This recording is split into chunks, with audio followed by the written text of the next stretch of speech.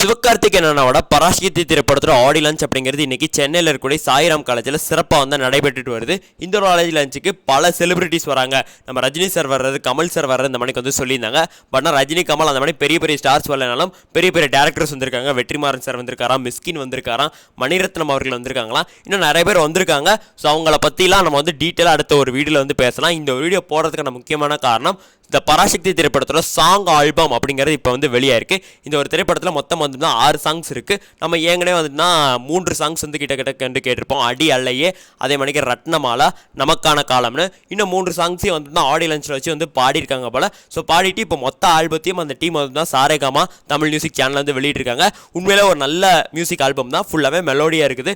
GV Prakash அவர்களுடைய 100வது படம் இது. ஸோ செம்மையாக வந்து தான் போட்டிருக்காரு. ஸோ ஃபுல் சாங்ஸ் மெலோடி நம்ம வந்து கேட்டிருந்தோம், நல்லா தான் இருக்குது. ஸோ நீங்களும் எக்ஸ்பீரியன்ஸ் பண்ணலாம், போய் எக்ஸ்பீரியன்ஸ் பண்ணுங்கள். சாரேகாமா தமிழில் தான் வந்துட்டு பார்த்தீங்கன்னா இருக்குது.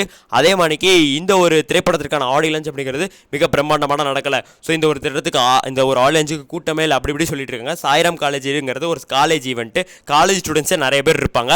அது போக ஃபேன்ஸுக்கு கொஞ்சம் இடம் தான் இருக்கும், அதனால தான் ஹைப் இல்லை. மற்றபடி ஆடியோ லான்ச் எல்லாமே நல்லா தான் நடக்குது. இந்த மணிக்கு தேவையில்லாத வதந்திகளை விஜய் ஃபேன்ஸ் பரப்பாமல் இருந்தாங்கன்னா நன்றாக இருக்கும். அதே மணிக்கு ஆடியோ லான்ச்லேயே இப்போ ட்ரெய்லரையும் வந்து தான் போட்டு வந்து பார்த்தீங்கன்னா காட்டியிருக்காங்களாமா, வேறு லெவலில் பிளாஸ்ட்டு. ஸோ ட்ரெய்லரை பற்றி நான் அப்புறமா பேசுகிறேன். ஜனநாயகன் படத்தோட ட்ரெய்லர் பேசுகிறேன், அதுக்கப்புறமா அங்கே என்ன நடந்ததுங்கிறத உங்களுக்கு டீட்டெயிலாக பேசுகிறேன். ரெண்டையும் ஒரே நேரத்தில் கொடுத்து நம்மளை வந்து சாவடிக்கிறானுங்க. ஸோ ரெண்டையும் பேசுவேன், ஓகேவா? சப்ஸ்கிரைப் பண்ணி வச்சுக்கோங்க. நன்றி, வணக்கம்.